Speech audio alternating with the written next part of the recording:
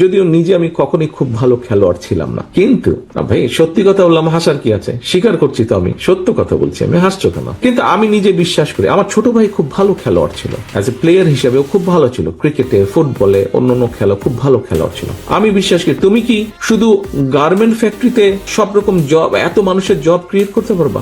তুমি mill factory করে এত মানুষের জব ক্রিয়েট করতে পারবে? তুমি ডাক্তার, ইঞ্জিনিয়ার তৈরি করে বিভিন্ন আরো যেগুলা বিষয়ে আলোচনা আছে, শুধু এগুলা করে কি এত মানুষের জব ক্রিয়েট করা যাবে? নো। তুমি বহু মানুষের জব তো স্পোর্টস দিয়েও তো তুমি জব ক্রিয়েট করতে পারো। স্পোর্টস দিয়েও তো আমরা মানুষের জব তৈরি করতে পারি। বহু মানুষ খেলোয়াড় হতে পারে, বিভিন্ন খেলোয়াড়, আমাদের বহু খেলোয়াড়রা ভালো করছে। কেন খেলোয়াড় প্রফেশনালি খেলোয়াড় হতে, কেন আমাদের ছেলে মেয়েরা প্রফেশনালি খেলোয়াড় হতে পারবে না? এই যে রিজি ভাই একটা দেশের উদাহরণ দিয়েছে, অনেক দেশকে আমরা দেখেছি যে তারা তাদের টিম তৈরি করেছে, ফুটবল টিম, ক্রিকেট টিম তৈরি করেছে, তারা পুরা টিমের খেলোয়াড়দেরকে তারা বিদেশ থেকে নিয়ে আসছে।